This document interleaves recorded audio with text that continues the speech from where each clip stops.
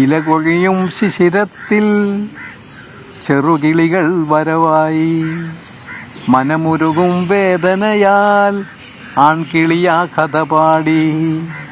മറഞ്ഞുപോയി ആ മന്ദഹാസം, ഓർമ്മകൾ മാത്രം, ഓർമ്മകൾ മാത്രം. 1987 പുറത്തിറങ്ങിയ വർഷങ്ങൾ പോയതറിയാതെ എന്ന സിനിമയിലെ ഗാനമാണിത്. മോഹൻ സിതാര ഈണമിട്ട് യേശുദാസ് പാടിയ അതിമനോഹരമായ ഗാനം. പക്ഷേ ഈ ഗാനത്തിന് വരികൾ എഴുതിയത് ആരാണ്? ആ വരികൾ എഴുതിയ ആൾ ആരാണെന്ന് സംബന്ധിച്ച് അന്നൊന്നും ഒരു വ്യക്തത ഉണ്ടായിരുന്നില്ല. ഇന്നിപ്പോൾ മനോഹരമായ ഈ പാട്ടിന് വരികൾ എഴുതിയ ഡോക്ടർ കോട്ടക്കൽ കുഞ്ഞുമൊയ്തീൻ കുട്ടിക്കാണ് നമ്മോടൊപ്പം ചേരുന്നത്. വർഷങ്ങളായി, ഏതാണ്ട് 10-40 വർഷത്തോളായി. പക്ഷേ ഇതുവരെ അതിൻ്റെ പാട്ട് എഴുതിയത് ആരാണെന്ന് സംബന്ധിച്ചൊരു വ്യക്തത, അല്ലെങ്കിൽ അതാരാന്ന് ആരും അറിഞ്ഞിരുന്നില്ല. ഒന്നാമത് ഞാൻ പാട്ട് തുടങ്ങിയത് 1987 ആ പാട്ട് റെക്കോർഡ് ചെയ്തത്. എനിക്കിപ്പോൾ 67 വയസ്സായി. ഞാൻ 9ാം ക്ലാസ് പഠിക്കുന്ന സമയത്താണ് ആദ്യം ഒരു പാട്ട് എഴുതിയത്. അത് സ്കൂളിൽ പഠിക്കുന്ന സമയത്ത്. ആ പാട്ട് എന്താ വെച്ചാൽ, ഗൾഫുകാർ വരുന്നതും പോകുന്നതും ആയിട്ട് അങ്ങനെ രസകരമായിട്ടുള്ളൊരു 65 വരികൾ ഞാൻ എഴുതി. ഈ പാട്ട് എഴുതി കഴിഞ്ഞപ്പോൾ ഞാൻ അങ്ങനെ പാടുമ്പോൾ പലരും അതറിഞ്ഞു, നമ്മുടെ ചുറ്റുപാടും. അങ്ങനെ വൈകുന്നേരം ആകുമ്പോൾ സ്ത്രീകളെല്ലാം കൂടി എൻ്റെ വീട്ടിൽ വരും. ഞങ്ങൾ റോഡ് സൈഡിലുള്ള അങ്ങാടിയിൽ, കോട്ടക്കൽ. സ്ത്രീകൾ വരുന്ന സമയത്ത് എൻ്റെ ഉപ്പ പറയാം ആ പാട്ടൊന്ന് പാടിക്കൊടുക്ക്. അപ്പോൾ ഞാൻ അവർക്ക് പാടിക്കൊടുക്കുന്ന സമയത്ത് അവർ കണ്ണീരോട് കൂടി അവിടെ പോകുന്ന കാഴ്ച ഞാൻ കാണാറുണ്ട്. അപ്പോൾ എല്ലാവരും പറഞ്ഞത് പ്രസിദ്ധീകരിക്കാൻ വേണ്ടിയിട്ട് കൊടുക്കണം. അങ്ങനെ ഞാൻ ഒരു പ്രസിദ്ധീകരണ ശാലയിലേക്ക് പോയി. അവിടെ ചെന്ന് ഞാൻ ഈ പാട്ട് കൊടുത്തപ്പോൾ ഇതാരെ എഴുതിയതെന്ന് ചോദിച്ചു. ഞാൻ എഴുതിയത്. അവർക്കത് വിശ്വസിക്കാൻ തോന്നിയില്ല. ശരി, ഞങ്ങൾ വിവരം അറിയിക്കാൻ പറഞ്ഞിട്ട് ആ പാട്ട് വാങ്ങി വെച്ചു. പിന്നെ ആ പാട്ട് ഞാൻ കണ്ടിട്ടില്ല. ഇതാണ് തുടക്കം. പിന്നെ പഠിക്കുന്ന സമയത്തൊക്കെ ഞാൻ എല്ലാ പരിപാടിയിലും ഞാൻ പങ്കെടുക്കും. കോളേജിലൊക്കെ ഞാൻ ചാമ്പ്യനായിരുന്നു. ഒന്ന് മോണോ ആക്ട്, മിമിക്രി, അതേമാതിരി നാടകം, ബെസ്റ്റ് ആക്ടർ ഞാനായിരുന്നു. അതേമാതിരി ഓട്ടംതുള്ളൽ വരെ ഞാൻ ആടിയിട്ടുണ്ട്, പ്രൈസ് വാങ്ങിയിട്ടുണ്ട്. ആ കാലഘട്ടത്തിൽ അങ്ങനെ പോകുന്ന സമയത്താണ് എനിക്ക് പെട്ടെന്ന് തിരുവനന്തപുരത്ത് ജോലി കിട്ടുന്നത്. മന്ത്രിയുടെ UA ബീരാൻ സാഹിബിൻ്റെ സെക്രട്ടറിയായി. അങ്ങനെ അങ്ങോട്ട് പോയ സമയത്ത് എന്നെ പഠിപ്പിച്ച അധ്യാപകർ പറഞ്ഞു, നിനക്ക് നല്ലൊരു സ്ഥലമാണ് കിട്ടിയത്. അത് നിന്റെ കലാപരിപാടികളൊക്കെ ഡെവലപ്പ് ചെയ്യാൻ പറ്റുന്നൊരു ഏരിയയാണ് തിരുവനന്തപുരം. അത് ശ്രദ്ധിച്ച് കൈകാര്യം ചെയ്യണം. ആ മനസ്സുമായിട്ടാണ് ഞാൻ പോയത്. അവിടെ ചെന്നപ്പോൾ ആദ്യം ഞാൻ റേഡിയോയിൽ കയറി.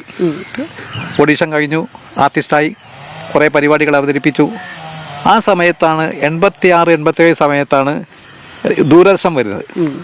അങ്ങനെ ദൂരദർശനിൽ ഞാൻ ആദ്യമായി മലബാറിൽ നിന്ന് ഡ്രാമ ഓഡിഷൻ പാസ്സായ ആൾ ഞാനായിരുന്നു. അങ്ങനെ കുറേ പരിപാടികൾ അവതരിപ്പിച്ചു. ആ പരിപാടിയുടെ കൂട്ടത്തിൽ ഒരിക്കൽ പെരുന്നാൾ സമയത്ത് ഡോക്യുമെൻ്ററി ബേസ്ഡ് ഓൺ റംസാൻ എന്നൊരു പ്രോഗ്രാം ഞാൻ സ്ക്രിപ്റ്റ് എഴുതി. അപ്പോൾ പെട്ടെന്നായതുകൊണ്ട് ഡയറക്ടർ പറഞ്ഞു, അതിൽ കുറച്ച് പാട്ടേ ഉള്ളത്, നിങ്ങൾക്ക് തന്നെ എഴുതിക്കൂടെ എന്ന് ചോദിച്ചു. അങ്ങനെ ആ പാട്ടുകളും ഞാൻ എഴുതി. ആ പാട്ട് മ്യൂസിക് ചെയ്യാൻ വന്ന ആളായിരുന്നു മോഹൻ സിതാര. അങ്ങനെ മോഹൻ സിതാര അത് മ്യൂസിക് ചെയ്തു. ആ പരിപാടിയൊക്കെ വൈറലായി. ബോംബെ ദൂരദർശനൊക്കെ അത് ടെലികാസ്റ്റ് ചെയ്തു. അങ്ങനെ ഞാനും മോഹൻ സിതാരുമായിട്ട് വലിയൊരു ബന്ധമായി. അങ്ങനെയാണ് എന്നെ സിനിമക്കാർക്ക് മൂപ്പര് പരിചയപ്പെടുത്തി കൊടുക്കുന്നത്. മോഹൻ സിതാരയാണ് പരിചയപ്പെടുത്തുന്നത്. മോഹൻ സിതാരയാണ് ആ സിനിമക്ക് മ്യൂസിക് ചെയ്യുന്നത്. അപ്പോൾ അതിങ്ങനെ എഴുത്തുകാരുണ്ട്, മൂപ്പരെ കൊണ്ട് ചെയ്യിപ്പിക്കാം എന്ന് പറഞ്ഞിട്ടാണ് എന്നെ സമീപിച്ചത്. അതിൽ 4 പാട്ടുകളുണ്ടായിരുന്നു. 4 പാട്ടുകളിൽ ആദ്യത്തെ അതൊക്കെ ട്യൂണിനനുസരിച്ച് എഴുതിയത്. അപ്പോൾ ഈ ഇലകൊഴിയും ശിശിരത്തിൽ എഴുതാൻ ആദ്യം പറഞ്ഞു. അങ്ങനെ ഞാൻ അന്ന് മന്ത്രിയുടെ വീട്ടിൽ ബാക്ക് സൈഡ് അടുക്കള ഭാഗമുണ്ട്, അവിടെ ഒരു കസേര ഇട്ടിട്ടാണ് എഴുതിയത്. എഴുതി കഴിഞ്ഞ് കൊടുത്തപ്പോൾ ആദ്യം ഇഷ്ടപ്പെട്ടില്ല. ഇത് പോരാ, ഒന്നുകൂടി നന്നാവണം എന്ന് പറഞ്ഞു. അങ്ങനെ പിറ്റേ ദിവസം ഞാൻ വളരെ ആലോചിച്ച് ഈ പാട്ട് എഴുതി അത് കൊടുത്തപ്പോൾ അവർ പറഞ്ഞു ഇതാണ് ഞങ്ങൾക്ക് ആവശ്യമുള്ള സാധനം. ഈ ട്യൂണിന് ഒരു പ്രത്യേകത ഉണ്ട്. മോഹൻ സിത്താര ഒരു പ്രേമത്ത് കുടുങ്ങി അവന് ഒരു ആത്മീയതയുടെ വക്കത്തായിരുന്നു. ഭയങ്കര പ്രശ്നമായിട്ട് നടക്കുകയായിരുന്നു. അന്ന് അവൻ്റെ മനസ്സിലിട്ട് ഇട്ടിരുന്ന ഒരു ട്യൂണാണ് ഈ ട്യൂണ്. ആ ട്യൂണാണ് എനിക്ക് എഴുതാൻ ഭാഗ്യം കിട്ടിയത്. അതുകൊണ്ടാണ് സത്യത്തിൽ ഇത് ഹിറ്റായത്. അങ്ങനെ അത് റെക്കോർഡിങ് കഴിഞ്ഞു. അപ്പം റെക്കോർഡിങ് കഴിഞ്ഞപ്പോൾ എൻ്റെ ഇതിൽ ചില കാര്യം എനിക്ക് അത്ര ഗൗരവപൂർവ്വം ഞാൻ കണ്ടില്ല. അന്ന് ഇത്ര ഹിറ്റാവുന്ന കണ്ടില്ല. അപ്പൊ അങ്ങനെ ഒരു പാട്ട് എഴുതിയെന്ന് പറയാം. അത് മാത്രമേ ഞാൻ ഉദ്ദേശിക്കുന്നുള്ളൂ. അങ്ങനെ റെക്കോർഡിങ് കഴിഞ്ഞ ശേഷം ഞങ്ങൾ അന്ന് ആ ഗാനം ഓർമ്മകളായി, ആ നാഥം വേദനയായി, ഉണരില്ലല്ലോ മോഹനരാഗം, അതിലോലം ആത്മാവ് തേങ്ങി, ഈ സിനിമ തന്നെ ഈ സിനിമയിലെ പാട്ട് തന്നെ, അതും ദാസേട്ടൻ പാടിയതാ. ആ പാട്ടാണ് ഹിറ്റാവുമെന്ന് നമ്മൾ വിചാരിച്ചത് ആദ്യം. പക്ഷേ ഇലകൊഴിയും ശിശിരത്തിൽ പാടിക്കഴിഞ്ഞ് ദാസേട്ടൻ പുറത്തിറങ്ങിയപ്പോൾ എന്നെയും മോഹൻ സിത്താരനെയും വിളിച്ചിട്ട് പറഞ്ഞു, ഇത്രയും നല്ലൊരു പാട്ട് അടുത്തൊന്നും ഞാൻ പാടിയിട്ടില്ല. അപ്പോൾ എനിക്ക് ഇത് ഹിറ്റാവും. അപ്പോൾ എല്ലാവരും പറഞ്ഞു ഇത് ഹിറ്റാവാൻ സാധ്യതയുണ്ട്. അങ്ങനെ സാധനം ഇറങ്ങി, മറ്റു പാട്ടുകളും ഇറങ്ങി, പാട്ട് സൂപ്പർ ഹിറ്റായിക്കൊണ്ടിരിക്കുന്ന സമയത്ത് ഞാൻ ആരോടും പറഞ്ഞിരുന്നില്ല. എന്തുകൊണ്ടാണ് പിന്നെ ഈ പാട്ട് അത്ര ഹിറ്റായി, സിനിമയെക്കാളേറെ പാട്ട് ഹിറ്റായിട്ടും ആരോടും ഇത് പറയാതിരുന്നത്? എന്ന് പറഞ്ഞാൽ നമ്മൾ മലപ്പുറം ജില്ലക്കാരാ. നമ്മൾ സിനിമ കയ്യെത്താ ദൂരത്ത് എന്തൊക്കെയാണെന്ന് തോന്നലുള്ള ആളുകളാണ്. നമുക്കൊന്നും കയ്യിൽ ഒതുങ്ങൂല എന്ന് തോന്നുന്ന ഒരു വിഭാഗം ഉണ്ടായിരുന്നു. അപ്പം നമ്മളത് പറഞ്ഞു കഴിഞ്ഞാൽ അവൻ നുണ പറയാന്നറിയും. കാരണം മുമ്പ് നമുക്ക് ഈ പാട്ട് എഴുതി ശീലമില്ലല്ലോ. അങ്ങനെ നിൽക്കുന്ന സമയത്ത് ഞാനൊക്കെ എന്തായാലും ബസ്സിലൊക്കെ പോകുമ്പോൾ ഈ പാട്ട് കേൾക്കും. ബസ്സിൽ കേൾക്കുന്ന സമയത്ത് എൻ്റെ അടുത്ത് ഇരിക്കുന്ന ആൾക്കാർ അതിങ്ങനെ താളം പിടിക്കുന്നുണ്ടാവും. പക്ഷെ എങ്കിലും ഞാൻ പറയുന്നില്ല അത് ഞാൻ എഴുതിയതാന്ന്. അതായത് സ്വന്തം എഴുതിയ പാട്ട് ബസ്സിലൊക്കെ ഇങ്ങനെ പോകുമ്പോൾ കേൾക്കുമ്പോൾ എന്താ തോന്നുന്നത്? അതെല്ലാം നമ്മുടെ മനസ്സിൽ സന്തോഷം ഉണ്ടാവും. പക്ഷെ ഇവരോട് പറഞ്ഞു കഴിഞ്ഞാൽ എന്താണ് കാര്യം, വിശ്വസിക്കോ ഇല്ലേ, അതുകൊണ്ട് പേടിച്ചിട്ട് പറയില്ല. അതാണ്. അങ്ങനെ പോയി കുറെ കാലം അങ്ങനെ പോയിക്കൊണ്ടിരുന്നു. അങ്ങനെ ഒരു ദിവസം എന്നെ മണിക്കാലടി മാധ്യമ ലേഖകനാണ് എന്നെ തെരഞ്ഞു വരിക. അപ്പം ആ മൂപ്പര് പറയാം, ഇത് എഴുതിയ ആള് കോഴിക്കോട് ഒരാൾ പറഞ്ഞു മൂപ്പരാണ് എഴുതിയത് എന്ന് പറഞ്ഞിട്ട് മൂപ്പരെ കുറെ ഇന്റർവ്യൂ ചെയ്തു. പിന്നെ ആരോ പറഞ്ഞു മൂപ്പരല്ല, കോട്ടക്കലുള്ള ഒരാളാണ് എഴുതിയത് എന്ന് പറഞ്ഞിട്ട് ഞാൻ ഇപ്പോൾ തപ്പിപ്പിടിച്ചിട്ടാണ് ഇവിടെ വീട്ടിലെത്തിയത്. അങ്ങനെ മണി കാലടിയാണ് എന്നെ പറ്റി അറിയിക്കുന്നത്. മാധ്യമം, അതുമാതിരി രവിമേനോന്റെ കാരണം മാതൃഭൂമിയുടെ ഓണപ്പതിപ്പില് എന്നെ പറ്റി എഴുതി. ഇതെല്ലാം വന്നപ്പോൾ ജനം മനസ്സിലാക്കി ഞാനാണ് എഴുതിയത്. പക്ഷെ എന്റെ തൊട്ടടുത്ത വീട്ടുകാർക്കൊക്കെ അറിയുന്നില്ല. അല്ല, ഈ അന്ന് ഹിറ്റായ ഒരു പാട്ടാണ്, വളരെ ഹിറ്റായ ഒരു എഴുത്തുകാരനാണ്. എന്തുകൊണ്ടാണ് പിന്നെ സിനിമയിൽ സജീവമാകാഞ്ഞത്? അങ്ങനെ പല ആളുകളും എന്നെ പാട്ട് എഴുതാൻ വേണ്ടിയിട്ട് വരും. അവർ പറയും 4 പാട്ടുണ്ട്, അതിൽ 1 നിങ്ങൾ ചെയ്യണം. പക്ഷെ അത് ഞാൻ എടുക്കാറില്ല. കാരണം ഒന്നാമത് അതിലൊന്നും കാര്യമായി ചെയ്യാനുണ്ടാവില്ല. നമുക്ക് എന്തെങ്കിലും ഒരു കാര്യം ചെയ്താൽ ചെയ്യാൻ എന്തെങ്കിലും വേണം. അങ്ങനെയാണ് കോഴിക്കോട്ട് നിന്ന് ഒരു പ്രൊഡ്യൂസറും അതേ മഹേഷ് കാരന്തൂർ, പിന്നെ അതേമാതിരി ഒരു പ്രൊഡ്യൂസറും മൂപ്പരും കൂടി വന്നു. ഞങ്ങൾക്ക് 5 പാട്ടുകൾ എഴുതി തരണം. അത് മാപ്പിള സ്റ്റൈലാണ്. മാപ്പിള സ്റ്റൈൽ എന്ന് പറയുമ്പോൾ ഈ മാപ്പിള സിനിമകൾ, അതൊക്കെ ഈ ഇസ്ലാമിക ബന്ധമുള്ള സിനിമകൾ പാട്ടുകൾ സൂപ്പർ ഹിറ്റാവും. അപ്പോൾ ഞാൻ പറഞ്ഞു ഞാൻ എഴുതാം. അങ്ങനെ 5 പാട്ടും ഞാൻ എഴുതി. നല്ല പാട്ടുകളായിരുന്നു. എഴുതി കഴിഞ്ഞ് ട്യൂൺ ചെയ്തത് തിരൂർ ഷിബു ആയിരുന്നു ചെയ്ത്. അത് റെക്കോർഡ് ചെയ്യാൻ വേണ്ടിയിട്ട് നിൽക്കുന്ന സമയത്താണ് കോവിഡ് വിഷയം വന്നത്. കോവിഡ് വിഷയം വന്നതോട് കൂടിയിട്ട് പിന്നെ ഈ കാര്യങ്ങളൊക്കെ ബാക്കിലേക്ക് പോയി. പിന്നെ അതിലേക്ക് നമ്മൾ നോക്കിയതുമില്ല. ഈ അന്ന് എന്തുകൊണ്ട് പിന്നെ സിനിമയിൽ സജീവമായില്ല? സിനിമയുടെ അല്ല, പിന്നെ സിനിമയിൽ സജീവമാവാത്ത ഒന്ന്, ഞാൻ ജീവിക്കുന്നത് മലപ്പുറം ജില്ലയിലെ ഒരു പുരാതന കുടുംബത്തിലാണ്. എനിക്ക് 5 കുട്ടികളാണ്. 5 കുട്ടികൾ, 4 പെൺകുട്ടികളും 1 ആൺകുട്ടി. അപ്പൊ കുട്ടികൾ കല്യാണപ്രായം ഇങ്ങനെ വരിക. അപ്പൊ സത്യത്തിൽ എനിക്കൊരു പേടി വന്നു. ഞാൻ സിനിമക്കാരനാണെന്ന് പറഞ്ഞാൽ എൻ്റെ കുട്ടികൾക്ക് നല്ല ബന്ധം കിട്ടൂല. അങ്ങനെ ഞാൻ പറഞ്ഞാൽ എൻ്റെ മനസ്സിൽ തന്നെ വിചാരിച്ചു, ഇനി കുട്ടികളെ കംപ്ലീറ്റ് രക്ഷപ്പെടുത്തിയ ശേഷം മാത്രമേ ഇതിന് ഇറങ്ങാൻ പറ്റുള്ളൂ എന്ന് തീരുമാനിച്ചിട്ട് പിന്നെ ഏതുണ്ടെങ്കിലും ഞാൻ സിനിമയുടെ ലൈനിൽ പോക്കില്ല. ഞാൻ വൈകുന്നേരം ആകുമ്പോൾ സത്യത്തിൽ പള്ളിയിൽ പോയിട്ട് സുബേനുള്ളൂ. സിനിമ ഒരു സുരക്ഷിതത്വം അല്ല, കാരണം ഒന്നാമത് എന്താ പറയുക, അതൊരു പരീക്ഷണമാണ്. ഞാൻ കേരള ചലച്ചിത്ര അക്കാദമിയിലെ ഡയറക്ടറായിരുന്നു. അപ്പോൾ എനിക്ക് കുറേ സിനിമക്കാരെ അറിയാം.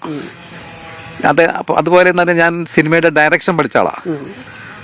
അതുമാതിരി എന്ന് പറഞ്ഞാൽ ഞാൻ തമിഴ്നാട് എനിക്ക് ഡിസ്ട്രിബ്യൂഷൻ കമ്പനി ഉണ്ടായിരുന്നു, അണ്ണാ ഫിലിംസ്. അപ്പോൾ സിനിമക്കാരുമായിട്ട് കുറേ ബന്ധപ്പെട്ട ആളുകൾ, സിനിമക്കാരുടെ തകർച്ച കുറേ കണ്ടതാണ്. അപ്പം നമ്മൾ വിചാരിച്ച് നമ്മളിപ്പോൾ ഈ പോക്ക് പോയി അതിലേക്ക് തല വെച്ച് കഴിഞ്ഞാൽ എന്തെങ്കിലും അടി വന്നാൽ നമ്മളെ കാക്കാൻ ആരുണ്ടാവില്ല, ആരോട് പറയാനും പറ്റൂല എന്ന് പേടിച്ചിട്ടാണ് ഞാൻ സത്യത്തിൽ ഒതുങ്ങിയുന്നത്. പിന്നെ തരംഗിണിയുടെ വിഷയങ്ങൾ വന്നു, അത് ഇറങ്ങി. പിന്നെ വേറെ ചെറിയ ഈ ഷോർട്ട് ഫിലിംസിലൊക്കെ ഞാൻ എഴുതി കൊടുക്കാറുണ്ട്. ഈ തരംഗിണിയിലേക്ക് എങ്ങനെ വരുന്നത് ഈ പാട്ടിന് ശേഷം, സിനിമയ്ക്ക് ശേഷം? അതായത് ദാസേട്ടൻ പറഞ്ഞു, ഇത്ര നല്ലൊരു പാട്ട് ഞാൻ പാടിയിട്ടില്ല, അതുകൊണ്ട് മോഹൻ സിത്താരയും നിങ്ങളും തരംഗിണിക്ക് വേണ്ടിയിട്ട് ഒരു ആൽബം ചെയ്യണം. ആ ആൽബമാണ് വെള്ളിപ്പറവകൾ. അത് ചെയ്തു. അതിൽ പല അനുഭവങ്ങളും ഉണ്ടായിട്ടുണ്ട് ആ ചെയ്തപ്പോൾ. കാരണം ഒരിക്കൽ അത് 3 പാട്ട് മദ്രാസിൽ നിന്നാണ് ചെയ്യാണ്ടായിരുന്നത്. അപ്പം ഞാനും മോഹൻ സിത്താരും അങ്ങോട്ട് പോയപ്പോൾ ഒരു സ്റ്റുഡിയോയും കിട്ടുന്നില്ല. മോഹൻ സിത്താര അസുഖമായിട്ട് ഹോസ്പിറ്റലിൽ അഡ്മിറ്റായി. അപ്പം ദാസേട്ടൻ പറഞ്ഞു, നിങ്ങൾക്ക് ട്യൂൺ അറിയാം, എന്നാൽ പിന്നെ നമുക്ക് പോയിട്ട് ചെയ്യാം. അങ്ങനെ ഞങ്ങൾ പോവുകയാണ് പ്രസാദ് ഡിലക്സ് തിയേറ്റർ. അത് ഇളയരാജ സാറിൻ്റെ വർക്ക് മാത്രം നടക്കുന്ന ഒരു സ്റ്റുഡിയോ ആണ്. അപ്പം രാജാ സാർ ഞങ്ങൾക്ക് സമയം അനുവദിച്ചു തന്നു. അപ്പോൾ ദാസേട്ടൻ പറഞ്ഞു, നമുക്ക് ഭാഗ്യമുണ്ട്, നമുക്ക് ഇത് കിട്ടിയിട്ടുണ്ട്, സമയം കിട്ടിയിട്ടുണ്ട് എന്ന് പറഞ്ഞിട്ട് ഞാനും ദാസേട്ടനും കൂടി സ്റ്റുഡിയോയിൽ പോവാം. അന്ന് എനിക്ക് 25 വയസ്സാണ്. അങ്ങനെ പോയപ്പോൾ രാജാ സാറുണ്ട്, കുറേ പ്രൊഡ്യൂസേഴ്സൊക്കെ ഇരിക്കുന്നുണ്ട്. അങ്ങനെ ഞാൻ ദാസേട്ടനെ പാട്ട് പഠിപ്പിക്കുന്നു, ചിത്രനെയും പഠിപ്പിക്കുന്നു, സുജാതനെയും പഠിപ്പിക്കുന്നു. അവർ 3 പേരാണ് തരംഗിണിയിൽ ഈ പാട്ടുകൾ പാടിയത്.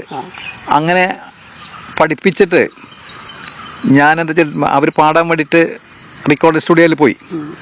ഞാൻ മറ്റേ റെക്കോർഡിസ്റ്റിൻ്റെ അടുത്ത്, മോണിറ്ററിൻ്റെ അടുത്ത് നിൽക്കുക. പാടുന്ന സമയത്ത് ഞാൻ ഇൻസ്ട്രക്ഷൻ കൊടുക്കുക നിന്നിട്ട്. അപ്പം രാജസാർ വന്നിട്ട് എൻ്റെ ഷോൾഡർ തട്ടിയിട്ട് പറയും, സാറ് ഉക്കാറുങ്കോ സാർ. അപ്പം ഞാൻ അവിടെ ഇരുന്നു. അപ്പോഴേ ഞാൻ ഓർക്കുന്നത്, ഞാൻ ആരെ സീറ്റിൽ ഇരുന്നിട്ടാ ആരെ ഞാൻ പഠിപ്പിക്കുന്നത്, ഞാൻ ഏത് നാട്ടുകാരനാ എന്ന് ചിന്തിച്ചു പോയി. ഞാൻ അള്ള തന്നൊരു അനുഗ്രഹമായിരുന്നു അത്.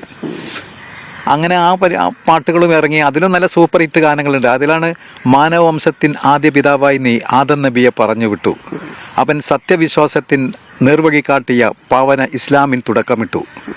ഈ അടുത്ത ലൈന്, ശേഷത്തിലെത്രയോ ശ്രേഷ്ഠ പ്രവാചകരെ ഈ ഭൂവിലിറക്കിയ തമ്പുരാനെ, പാവങ്ങൾ ഞങ്ങളുടെ രക്ഷക്കായി അന്ത്യത്തിൽ അന്ത്യപ്രവാചകൻ അവതരിച്ചു.